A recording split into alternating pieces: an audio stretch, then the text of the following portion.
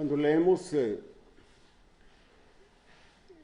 los últimos versículos del Evangelio de Marcos, los últimos versículos del capítulo 28 de Mateo, y en el Evangelio de Marcos leemos: ir por todo el mundo y predicar el Evangelio a toda criatura. Nuestro tema en esta mañana de exhortación para todos y cada uno de nosotros es: ¿por qué debemos de predicar el Evangelio? ¿Por qué lo debemos de hacer? Bueno, hay varias razones que pudiéramos traer a nuestra mente o para dar respuesta a esta pregunta que quizás nos hagamos o que alguien nos haga. ¿Por qué predicar el Evangelio? ¿Cuál es la razón? Y la respuesta pues podían ser varias, y quizás la que pudiera llenar todas las inquietudes que pudiéramos tener es porque es un mandamiento del Señor. Él dijo: vayan y prediquen el Evangelio a toda criatura. En Mateo nos dice específicamente, después de que había mandado a los discípulos a que lo esperaran allá en Galilea, dice Mateo el capítulo 28, ¿verdad?, que él se acercó a ellos, ¿verdad?, y le adoraron. Y Jesús les dice en el versículo 18: toda potestad me es dada en el cielo y en la tierra. Por tanto, id y haced discípulos a todas las naciones, bautizándolas en el nombre del Padre, del Hijo y del Espíritu Santo. En el versículo 20 nos da una tremenda y grandiosa y maravillosa esperanza. Y he aquí, yo estoy con vosotros todos los días hasta el fin del mundo. Entonces miramos allí por qué es que debemos de predicar el Evangelio. Y cuando dice Mateo que hay que hacer discípulos, para hacer discípulos hay que enseñar el Evangelio. Y enseñando el Evangelio es como podemos hacer discípulos. Pero otra razón que pudiéramos también encontrar, y bíblica por supuesto, es que el mundo está perdido, está alejado de Dios. Y lo que lo aleja, lo que separa al hombre de Dios es el pecado. El profeta Isaías lo menciona en el capítulo 59. Y les dice: no se ha cortado el brazo de Jehová para salvar. Y no se ha grabado el iglesia en la hermandad, en la congregación local. No puedo hablar de todas las congregaciones que existen en la iglesia del Señor, pero hablando de esta, algunos hermanos a veces como que se hace más ligera su adoración a Dios. Y el hermano del Señor allá solamente tiene un capítulo, el libro de Judas, y en el versículo 23, ¿verdad? Bueno, desde el versículo 22, a algunos que dudan, dice, convencerlos, ¿verdad? Porque está hablando el hermano del Señor acerca de los problemas que estaba teniendo la iglesia por diferentes cosas. Pero en el versículo 23 dice: a otros salvad, arrebatándolos del fuego. Dice: y de otros tened misericordia con temor, aborreciendo aún la ropa contaminada por su carne. Parece que allí hay como tres tres tipos de personas a las que Judas, ¿verdad?, exhorta a la iglesia para que se predique la palabra, ¿verdad?, para que puedan obedecer y no irse al castigo eterno. Por eso dice, arrebátalos del fuego, arrebatando del fuego. Dice, de otros tened misericordia porque se les predica, se les habla, se les exhorta, se les dice, algunos hasta les lloran, y más cuando son los parientes o nuestros seres amados, incluso pues amigos, ¿verdad? Lloramos porque no quieren escuchar el Evangelio. No quieren hacer caso de la exhortación. Y Dios nos ha creado para que vivamos con Él. Pero por causa de la caída y del pecado del hombre, pues el hombre se perdió. Por eso Lucas en el capítulo 19 y versículo 10, hablando acerca de Zaqueo, allí en ese versículo 10, porque el Señor ha entrado a la casa de él y era considerado un pecador por los judíos, y él les dice, él es también hijo de Abraham. Y el Hijo del Hombre no vino a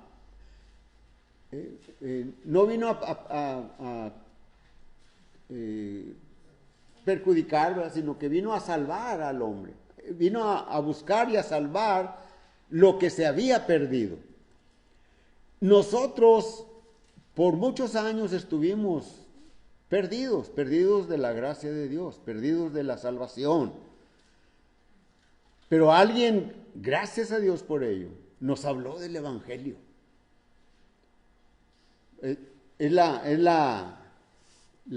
de las razones, ¿verdad?, que la iglesia, que nosotros como miembros del cuerpo del Señor tenemos. Recordemos cómo cuando la iglesia fue establecida allí en Jerusalén y después de un tiempo de algunos meses o quizás un par de años, a lo mejor no llegó ni al par de años, ¿verdad? El Dios, el Padre Celestial, propició una persecución de la iglesia para que el Evangelio se esparciera. Ya el Señor Jesucristo le había dicho a los apóstoles, me seréis testigos en Jerusalén, Hechos capítulo 1 y versículo 8. Me seréis testigos en Jerusalén, en toda Judea, en Samaria y hasta lo último de la tierra. Pero como que no lo entendieron. Y pasa lo mismo hoy, como que la gente escucha pero no entiende el llamado de Dios. Así que la persecución, la iglesia fue esparcida. Dice, leemos en el libro de los Hechos, capítulo 8 y versículo 4, más los que iban huyendo, ¿verdad?, ¿qué es lo que hacían? Iban predicando, iban anunciando el Evangelio del Señor. Así que, ¿por qué predicar el Evangelio? ¿Verdad? Para salvar, para que se salven, ¿verdad? Porque un día el Señor va a venir. Hace unos momentos el hermano que presidió la mesa del Señor mencionó, ¿verdad?, que cuando participamos del jugo de la vid, no solamente recordamos que el Señor derramó su sangre para redimirnos, para rescatarnos, sino que también anunciamos su venida. Él va a venir, y va a venir por su pueblo, va a venir por los suyos. Y los que no son de Él, los que no le han obedecido, los que no han querido obedecer el Evangelio, hay algo para ellos. La iglesia estaba allá en Tesalónica estaba sufriendo persecución. Había males que les hacían a los miembros de la iglesia. Y el apóstol Pablo escribe es una segunda carta a los tesalonicenses, en el capítulo 1 y versículos del 7, en la parte del medio del versículo 7, dice que para que sean retribuidos, dice, cuando se manifieste el Señor Jesús desde el cielo con los ángeles de su poder. Él se va a manifestar, va a venir por nosotros. Dice, en llama de fuego, para dar retribución a los que no conocen a Dios ni obedecen al Evangelio de nuestro Señor Jesucristo. Así que es algo para pensarse. Por eso hay que predicar el Evangelio. Dice el versículo 9, los cuales sufrirán pena. Pena es el castigo, ¿verdad? Leemos, al fulano de tal hizo esta atrocidad, ¿verdad? Y sufrió de pena 1 año o 2 años o X años encerrado en la penitenciaría. Por eso dice aquí, los cuales sufrirán pena de eterna perdición, excluidos de la presencia del Señor y de la gloria de su poder. Por eso es que hay que predicar el Evangelio. Y no es solamente este mandamiento para los ancianos de la iglesia, los predicadores, los diáconos, sino que es para todos y cada uno de nosotros que formamos parte del cuerpo del Señor. Debemos de predicar, debemos de hablar. Bueno, no todos podrán exponer una clase o una exhortación siguiendo un método no, pero simplemente nuestra conducta debe de ser motivo para que llamemos la atención, porque el Señor nos dice en el Sermón del Monte, en el capítulo 5 y versículo 16, vosotros sois la luz del mundo. Vosotros sois la luz del mundo. Y una luz, ¿para qué está puesta? Una luz está puesta para que se vea. Si nosotros somos luz del mundo, vamos a llamar la atención. Vamos a llamar la atención de tal manera que alguien nos pregunte, ¿por qué tú eres de esta manera? ¿Por qué tu hablar no es como el de nosotros? ¿Por qué tus pláticas no son mundanas, no de borracheras, de vicios, de todo lo que sea, pero no, sino que hablas de Dios? ¿Por qué cuando comes cierras los ojos? ¿Por qué estás con la cabeza agachada? Porque estamos orando, dando gracias a Dios por ello. Y vamos a recibir burlas quizás. En una ocasión me tocó estar en un trabajo allá en un desierto y teníamos un lugar para comer y cuando comíamos, ¿verdad? Pues yo agachaba mi cabeza y daba una oración a Dios de gratitud. Y me dice un compañero, dice, ¿por qué te duermes ahí? Le digo, no me duermo, estoy haciendo una oración. Dice, ¿oración? ¿Por qué? Para dar gracias por los alimentos. Dice, no, dale gracias a Fundidora, a la compañía en la que yo estaba trabajando. Dale gracias a Fundidora. No, le doy gracias porque Fundidora te da trabajo también a ti. Y nos da trabajo a nosotros. Y teníamos que comer. Damos gracias por ello. Llamamos la atención. Pero a algunos quizás sea para motivo de burla, de risa, de humillación para uno, pero siempre debemos de mantener nuestra calma. Es la obra de la iglesia predicar el Evangelio. El apóstol Pablo, escribiendo a los Efesios en el capítulo 3 y versículo 10, Dice, para que la multiforme sabiduría de Dios sea ahora dada a conocer por medio de la iglesia a los principados y potestades en los lugares celestiales, conforme al propósito eterno que hizo en Cristo Jesús nuestro Señor. Debemos de dar a conocer. Cristo vino a este mundo a morir, a pagar nuestros pecados. Y alguien va a decir, pues yo no he cometido pecado. Todos pueden ser que piensen que están bien delante de Dios, ¿verdad? Pero si siendo honestos, ¿verdad? Si nos hiciéramos la pregunta, si Cristo viniese hoy,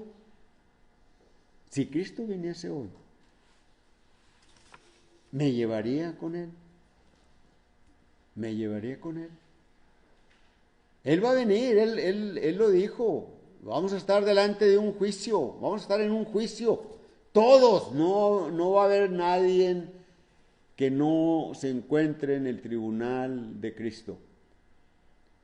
Y alguien me pregunta, y oye, los que murieron, todos, no solamente los que murieron en esta semana o ayer o hoy, sino desde Adán para acá.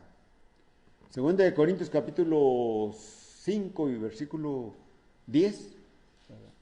Porque es necesario que todos nosotros comparezcamos ante el tribunal de Cristo, y allí va a salir todas las cosas que hicimos cuando estábamos en el cuerpo. Está hablando allí del día del juicio, cuando estábamos en el cuerpo. Dice, sean buenas o sean malas, allí van a salir. Allí van a salir. Y eso ya le inspiró el Espíritu Santo a Pablo para escribir eso a los Corintios. Pero el Señor mismo lo dijo también en el Evangelio de Juan. Ya lo hemos mencionado en otras ocasiones. En Juan capítulo 5, versículos 28 y 29. ¿Verdad? Vendrá tiempo. Es decir, vendrá es un verbo en futuro. Dice, cuando los que están en los sepulcros oirán mi voz. Imaginémonos que ya morimos hace varios años y estamos ya sepultados allí en un sepulcro, ¿verdad? Y vamos a oír la voz y saldremos, ¿verdad? Y dice la Escritura, dice en nuestro Señor Jesucristo, y unos saldrán a resurrección de vida, y otros saldrán a resurrección de condenación. ¿Por qué predicar el Evangelio? Precisamente para eso, para evitar la condenación. Regresando allí a lo que escribe Judas, ¿verdad? Diciendo en la que algunos se hacen necios para no recibir la palabra, ¿verdad? Hay que llorar por ellos, ¿verdad? Pero a otros que están, no sé si la palabra correcta sea flojear, ¿verdad? O están débiles espiritualmente, ¿verdad? Exhortarles, ¿verdad?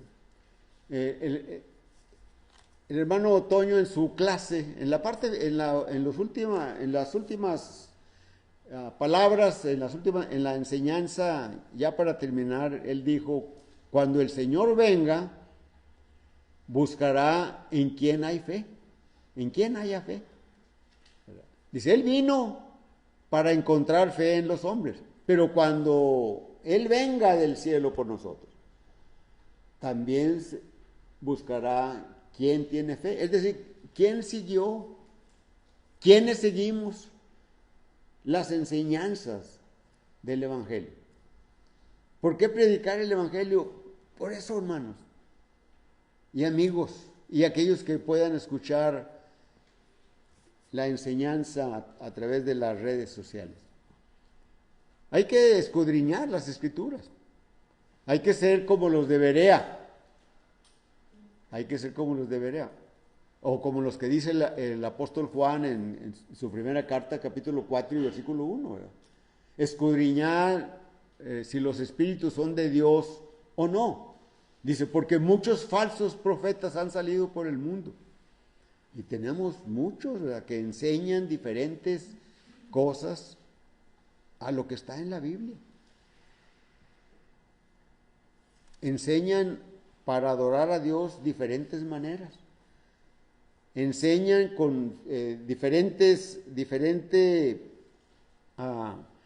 sistema en cuanto a la organización de la iglesia, en cuanto a la adoración, en cuanto a cómo venir a ser parte, cómo el Señor nos va a añadir a la iglesia. El Señor es el que añade. Cuando escuchamos el Evangelio nosotros, cuando tú lo escuchas, cuando lo obedezcas, cuando creas que Jesucristo es el Hijo de Dios y que murió por ti y por mí, por nosotros, por todos. Juan 3:16, ¿verdad? Para que todo aquel que en Él cree no se pierda, mas tenga vida eterna. Hay que obedecer el Evangelio. Hay que predicar el Evangelio. Y hay grandes bendiciones. Hay 3 grandes bendiciones. Bueno, hay muchas, ¿verdad? Pero si decimos 3, oh, qué poquitas hay. No, hay muchas bendiciones estar en Cristo. Pero miremos unas que nos pueden animar a predicar el Evangelio y a permanecer en él. Una de ellas es que podemos tener vida eterna. Podemos tener vida eterna. Bueno, el apóstol Juan, escribiendo su primera carta en el capítulo 5 y versículo 11, nos dice, y este es el testimonio que Dios nos ha dado vida eterna. Y esta vida está en su Hijo. Así que necesitamos estar en su Hijo para tener vida eterna. En el versículo 13 dice, estas cosas os he escrito a vosotros que creéis en el nombre del Hijo de Dios, para que sepáis que tenéis vida eterna y para que creáis en el nombre del Hijo de Dios. Nos da esa confianza de tener vida eterna. Porque este es el testimonio que Dios nos ha dado vida eterna y esta vida está en su Hijo. Versículo 11 de 1 Juan 5. Pero también una gran bendición, que es una gran esperanza que tenemos. También la leemos allí en 1 Juan capítulo 4 y versículo 17. Es decir, el apóstol Juan nos está hablando de que podemos tener confianza en el día del juicio. Hace unos momentos mencioné, el Señor va a venir, y y todos vamos a estar ante el tribunal de Cristo. Y allí va a salir toda nuestra vida. Pero en una ocasión, si viene Cristo, haciendo la pregunta, si viene Cristo hoy, nos iríamos con Él. Y una hermana dijo, pues hermano, solamente está en Él. Él es el que va a tomar la decisión. Él es el que va a decidir si nos vamos a ir con Él o no. Entonces, esta hermana no tenía confianza en el día del juicio. Dice el versículo 17 del capítulo 4 de 1 Juan, en esto se ha perfeccionado el amor en nosotros. Dice, para que tengamos confianza en el día del juicio. Para que tengamos confianza. ¿Cuál es esa confianza? De que Cristo me salvó. De que Cristo murió por mí. De que le he sido fiel en el tiempo de vida que Él me ha permitido estar en este mundo. Él ha sido prioridad, no el mundo, no la familia, no las amistades. Cristo, Dios, es prioridad en mí y debe de ser en ti, debe de ser en todos nosotros. Ciertamente necesitamos muchas cosas, ¿verdad? Ciertamente queremos lo mejor para nuestros hermanos, para nuestros padres, para nuestros hijos.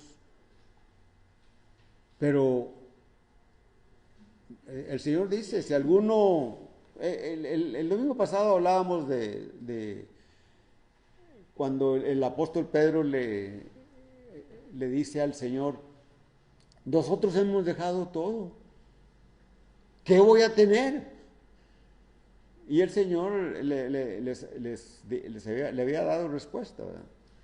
Aquel que haya dejado padre o madre, esposa o esposo, hijos o hijas, hermanos o hermanas, recibirá 100 veces más y recibirá la vida eterna.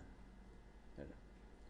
Pero el Señor también dice, aquel, ¿verdad?, que no hace a un lado a padre o a madre, a esposa, esposo, hija o hijo,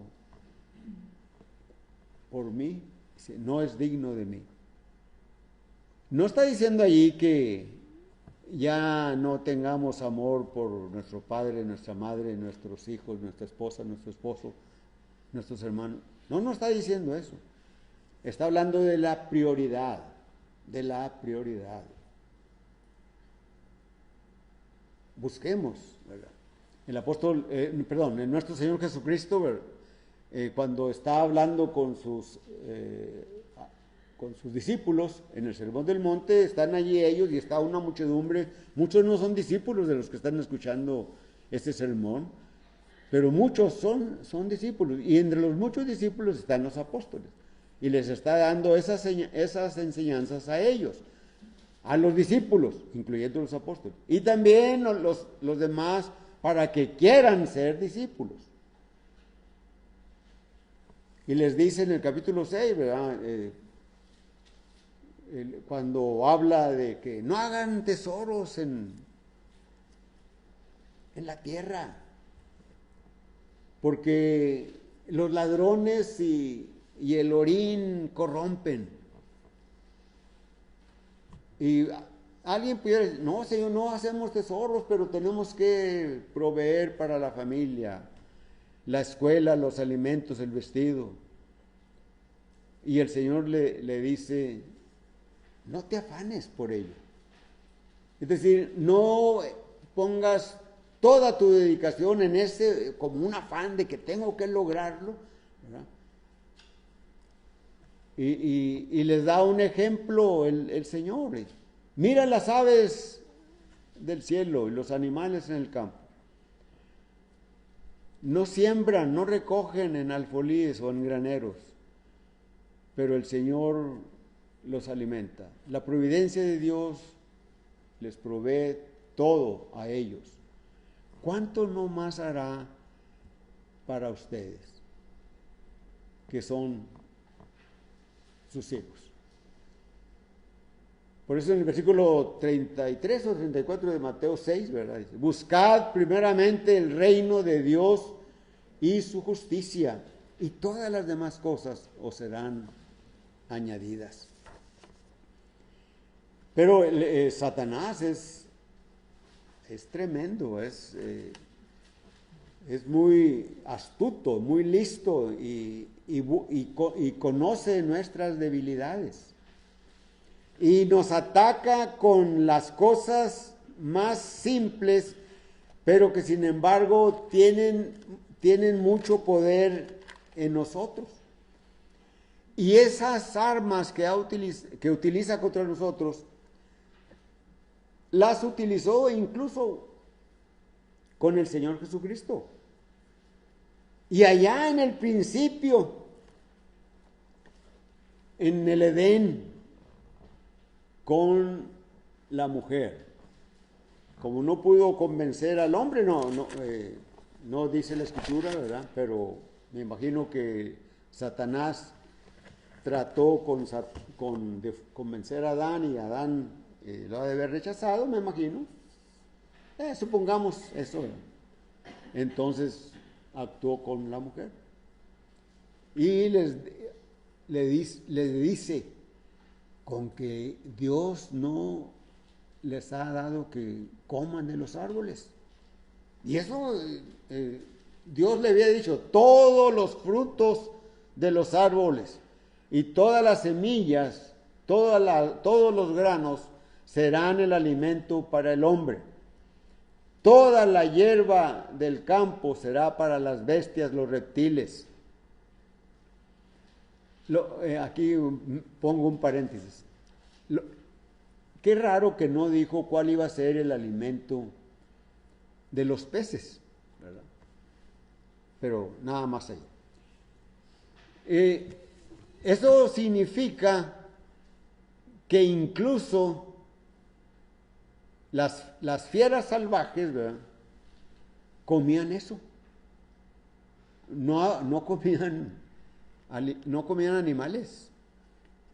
Todo eso vino después del pecado y la caída del hombre.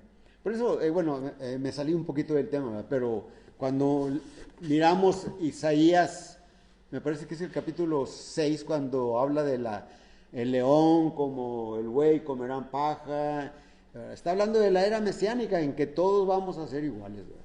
¿Okay? Bueno, entonces encontramos que el Señor dice, Él provee, ¿verdad? ¿Cuánto más no nos va a dar a nosotros?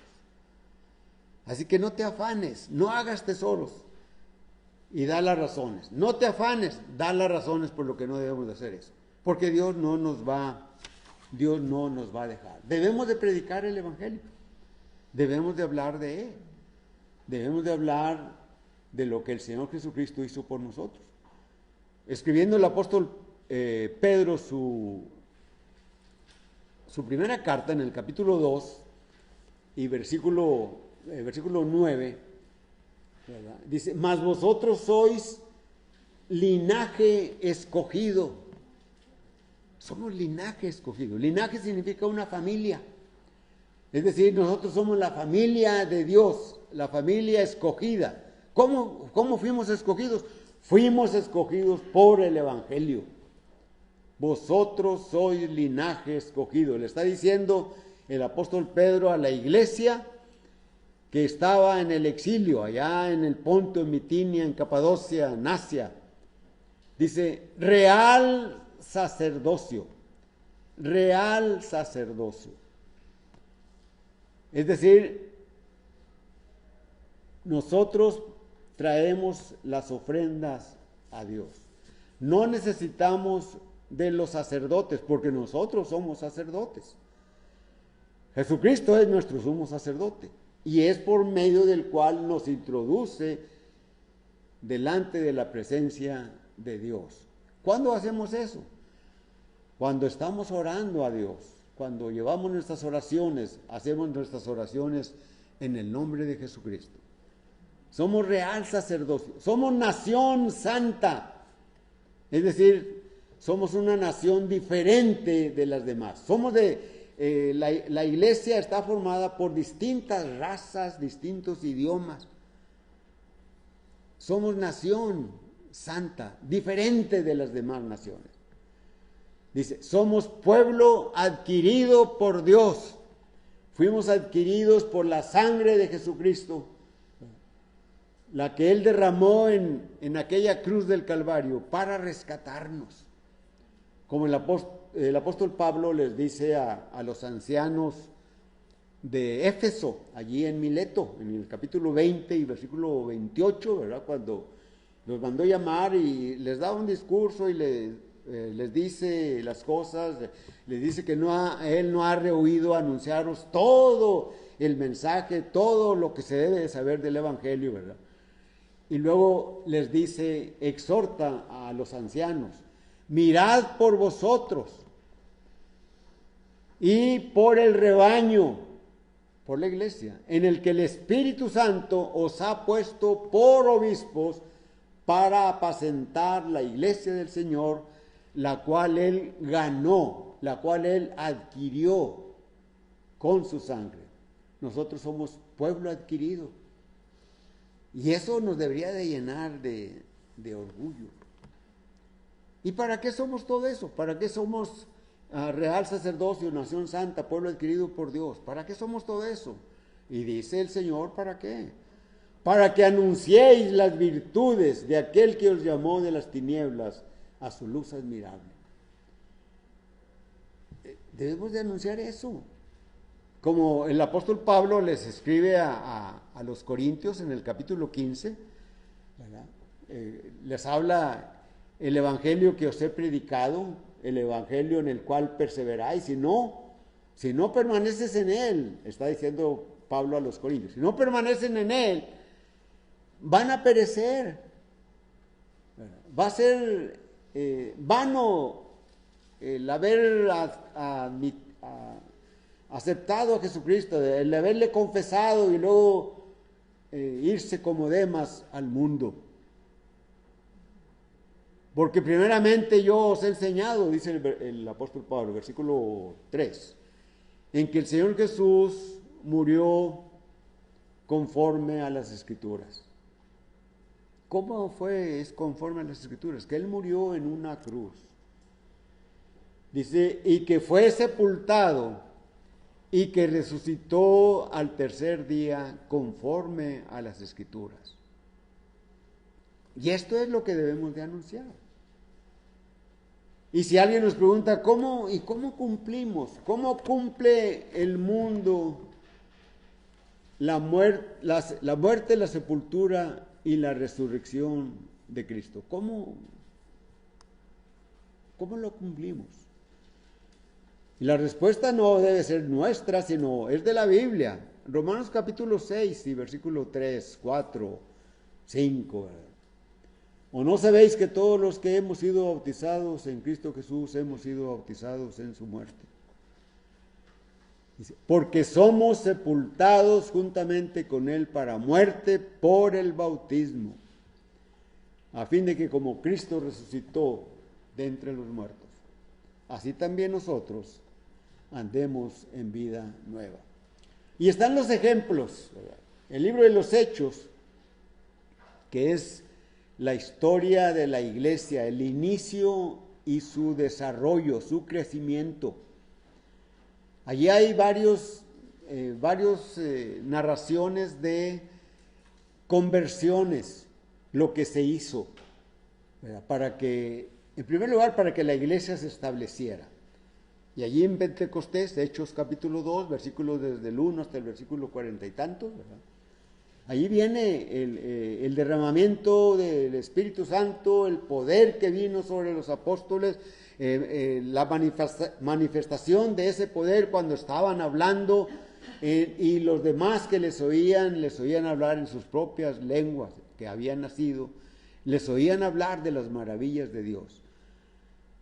Y la predicación del apóstol Pedro, ¿verdad? Y hablándoles de Jesús, cómo Jesús vino a este mundo y en el anticipado conocimiento de Dios, dice, prendisteis y matasteis por manos de inicuos crucificándole. Dice, a este Jesús Dios le sacó de entre los muertos. Cuando ellos se dieron cuenta de lo que habían hecho, entonces dijeron a Pedro y a los apóstoles, en el versículo 37 de Hechos 2, varones hermanos, ¿qué haremos? Pedro les dijo, ¿para qué? ¿Qué hacen para qué? Pues hemos aprobado, es como si nosotros hubiéramos clavado sus clavos en sus manos y en sus pies. Es como si nosotros le hubiéramos golpeado, azotado, escupido, maldecido. ¿Qué vamos a hacer?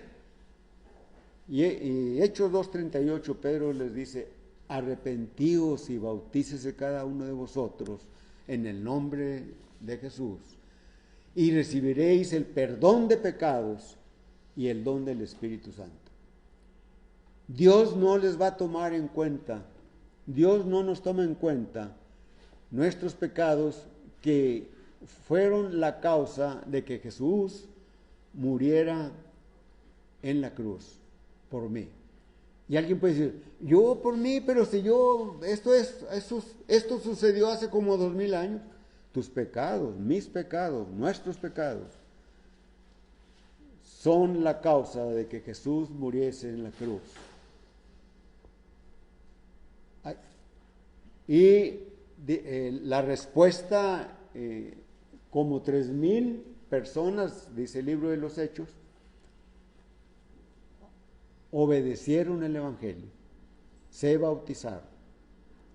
Y el versículo 47 de Hechos 2 dice en la parte final, y el Señor añadía cada día a la iglesia a los que habían de ser salvos. Ahí está el establecimiento de la iglesia. Muchos dicen, la iglesia existía siempre desde antes, en el Antiguo Testamento. Jesús dijo en su ministerio, estableceré mi iglesia.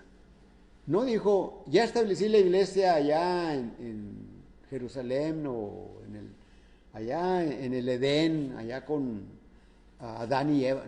No, dice, estableceré, tiempo futuro, mi iglesia. Y se estableció, la estableció el Señor. Y los discípulos empezaron a predicar el Evangelio. ¿Por qué predicar el Evangelio? Para atraer las almas. Y a través desde el capítulo 8 en delante, miramos las conversiones. Bueno, también en el capítulo 4 y todo eso, pero miremos allí el tesorero de Candace, ¿verdad? Un religioso, un participante de las fiestas judías. Probablemente este tesorero de Candace, etíope, ¿verdad? Probablemente era judío del exilio o un judío prosélito. Ya sea prosélito o de nacimiento, de raza, ¿verdad? Él era religioso, venía leyendo las escrituras, porque venía de Jerusalén de participar de algunas de las fiestas. Pero como muchos hoy leen la Biblia y no entienden lo que leen. Y se acerca Felipe, ¿entiendes lo que lees? No. ¿De quién está hablando él? Y dice, y comenzando desde esta escritura le anunció el Evangelio de Jesús. Ahí en esas 8 palabras está la enseñanza, está ir y hacer discípulos a todas las naciones, está hablando del bautismo, está hablando de cómo Jesús murió en la cruz y de que hay que creer en Él. Como Juan en el capítulo 20, versículo 31 dice que todo el propósito del libro del Evangelio de Juan es para que la gente crea, los lectores crean que Jesús es el Cristo. Y aquel hombre dijo, allí hay agua, ¿qué impide que yo sea bautizado? Si crees de todo corazón, bien puedes. Y el hombre respondió, creo que Jesucristo es el Hijo de Dios. Y mandó parar el carro, descienden al agua, se meten al agua, lo bautiza Felipe, salen del agua y Felipe es llevado por el Espíritu a otro lugar. Y aquel hombre etíope se fue feliz por su camino. Más adelante está Cornelio, que hablaba el hermano también de él. Un hombre religioso, un hombre pío, un hombre que hacía buenas obras, que oraba, pero no era salvo. Manda a traer a Pedro, y Pedro viene y le predica el Evangelio y se bautiza. Hechos 10 y en Hechos 11 está ahí la conversión de Cornelio.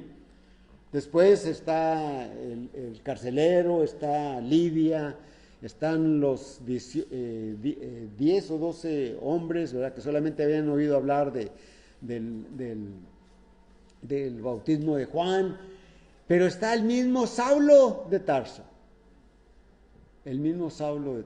perseguidor de la iglesia, un hombre que quería arrancar de raíz el cristianismo, todo el cristianismo, y va con esa furia, con ¿cómo se dice?, con cartas de autoridad para traer, para arrastrar a la cárcel a aquellos hombres y mujeres.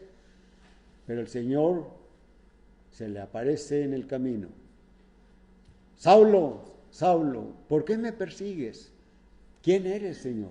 Yo soy Jesús de Nazaret, a quien tú persigues. Dura cosa te es dar coces contra el aguijón. Levántate, entra a Damasco, y allí, en una casa que está en la calle de la derecha, se te dirá lo que debes de hacer. Y allí estuvo aquel hombre, y Saulo allí quedó ciego, y fue llevado de la mano, y lo dejaron en aquella casa, y él lo ayunaba y oraba, y Dios le reveló el Evangelio. De tal manera que al tercer día llega un predicador llamado Ananías y le dice: hermano Saulo, recibe la vista. El versículo 16 del capítulo 22 le dice: ahora pues, ¿por qué te detienes? Levántate y bautízate y lava tus pecados, invocando su nombre. No dice la escritura que Ananías le predicó el Evangelio, ¿no? Cristo le reveló el Evangelio a Saulo. Él supo todo. El hermano que presidió la mesa del Señor mencionó, ¿verdad? El Señor Jesús, en la última noche en que pasó con los discípulos, instituyó la cena, ¿verdad?, allí con sus discípulos. Pero en 1 Corintios capítulo 11, versículo 23, Pablo dice: porque yo recibí del Señor lo que también os he enseñado, que Cristo Jesús murió, ¿verdad?, conforme a las Escrituras, ¿verdad? Y les habla del pan, les habla del jugo de la vid, ¿verdad? Dice: con este pan recordamos que Cristo murió por nosotros. Con este jugo de la vid recordamos la sangre que derramó Jesucristo para redimirnos. Entonces encontramos ahí a Ananías. ¿Por qué te detienes, Saulo? Levántate. Y Saulo le dice al rey Agripa: y no fui rebelde, como muchos hoy son rebeldes, ¿verdad? No quieren. ¿Sabes el peligro que corres de estar toda la eternidad alejado de Dios? Sabemos eso para no flaquear en nuestro peregrinar, en nuestro cristianismo, en nuestro peregrinar hacia el cielo. ¿Estás consciente? ¿Estamos conscientes de eso? Yo también. Es una lucha constante, dice el hermano Chico. Es una lucha constante cada día. Todos los días. El hermano Wally también dice lo mismo. No sé si a otros les he oído eso. Pero es una lucha constante cada día. Debemos de predicar el Evangelio para nosotros estar bien. Así que la predicación del Evangelio es la invitación que Dios te hace para que vengas. Es el llamado que Dios quiere que tú respondas. Así que mientras cantamos un himno, medita en ello.